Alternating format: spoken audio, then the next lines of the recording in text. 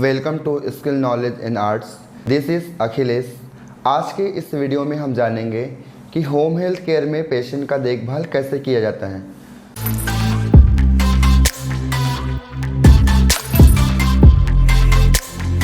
आज मैं आपको बताना चाह रहा हूँ कि होम हेल्थ केयर में जब भी आप ड्यूटी के लिए जाते हैं तो वहाँ पे आपको क्या क्या चीज़ देखना होता है। सबसे पहले तो कि आपको पेशेंट का कंडीशन देखना होगा कि किस प्रकार का पेशेंट है। उसके बाद फिर फैमिली मेम्बर्स का बिहेवियर एंड उनके घर का रहन सहन कल्चर, कि ताकि उस कल्चर में आप रह पा रहे हो, एडजस्ट कर पा रहे हो या नहीं कर पा रहे हो। इस वीडियो में मैं आपको ये भी बताना चाहूँगा कि पेशेंट होम हेल्थ केयर में जो होते हैं वो किस प्रकार के होते हैं, कौन कौन से टाइप्स के होते हैं। तो सबसे फर्स्ट हम जानेंगे डिपेंडेंट पेशेंट्स और सेकंड हम जानेंगे इंडिपेंडेंट पेशेंट्स। तो सबसे फर्स्ट डिपेंडेंट पेशेंट के बारे में मैं आपको बताऊंगा। डिपेंडेंट पेशेंट्स वो पेशेंट्स होते हैं जो फिज़िकली और मेंटली कैपेबल नहीं होते हैं खुद के देखभाल करने में। मतलब वह मरीज़ जो शारीरिक रूप से और मानसिक रूप से सक्षम नहीं होते हैं खुद का देखभाल करने में, वैसे मरीज़ को हम डिपेंडेंट बोलते हैं। मतलब वो मरीज़ पूरे तरह से दूसरे पे डिपेंड होते हैं खुद का देखभाल करने में। खुद का देखभाल मतलब उसका डेली का रूटीन, डेली का एक्टिविटी, जैसे कि सुबह से लेकर शाम तक का जो भी उसका एक्टिविटी होता है।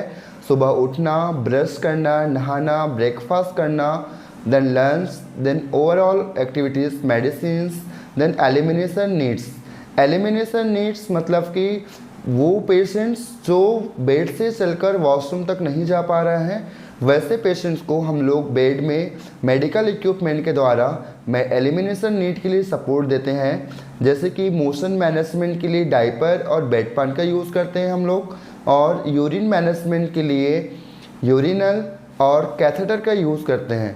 तो पेशेंट्स का जो सुबह से लेकर शाम तक का जो भी डेली एक्टिविटीज़ होते हैं वो सभी एक्टिविटी में पेशेंट को हेल्प करना या फिर पेशेंट को बेड पे वो सारे एक्टिविटी कराना, इस क्राइटेरिया के अंडर पे आते हैं डिपेंडेंट पेशेंट्स।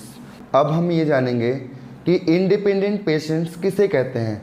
इंडिपेंडेंट पेशेंट्स वो होते हैं जो शारीरिक रूप से और मानसिक रूप से सेल्फ केयर के लिए कैपेबल होते हैं, लेकिन जब भी वो पेशेंट्स कोई भी एक्टिविटी अपना डेली का करता है तो उसे कोई भी एक नर्सिंग असिस्टेंट या बेड साइड असिस्टेंट उन्हें असिस्ट कराते हैं। पेशेंट सुबह उठकर वॉशरूम जा रहा है तो उन्हें वॉशरूम ले जाने के लिए हेल्प करना, ब्रश कर रहा है तो उसे ब्रश निकाल कर उसमें पेस्ट लगा कर देना, नहाने जा रहा है तो उसके नहाने के लिए जो भी इक्विपमेंट लग रहा है, जो भी उसका रिक्वायरमेंट्स कपड़े लग रहे हैं, उस कपड़े को लेके वॉशरूम तक रखना और पेशेंट को पकड़ के वॉशरूम तक लेकर जाना।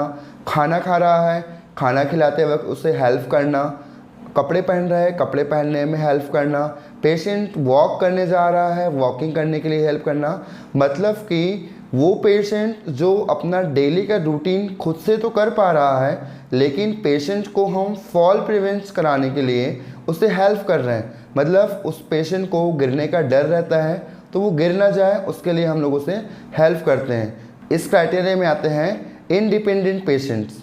मतलब वो मरीज़ जो अपना डेली सुबह का एक्टिविटी खुद से कर पा रहा है। कि इस वीडियो में हमने जाना दो तरह के मरीज़ के बारे में कि डिपेंडेंट पेशेंट्स क्या होते हैं और इंडिपेंडेंट पेशेंट क्या होते हैं। अब मैं आपको कुछ खास बातें बताने जा रहा हूँ।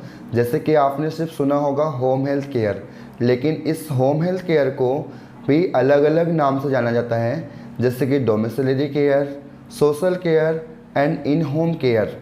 इसको अलग अलग नाम से इसीलिए जाना जाता है क्योंकि आप जब भी किसी के घर में ड्यूटी कर रहे हैं, केयर टेकर के रूप में पेशेंट को देख रहे हैं, तो सिर्फ आप एक मेड की तरह काम नहीं कर रहे हैं, आप एक हेल्थ केयर वर्कर हैं। और एक हेल्थ केयर को अलग अलग नाम से जाना जाता है। मैं आपको बता दूं, जैसे कि nursing assistant, bedside assistant, caregiver, nursing aids. Thank you.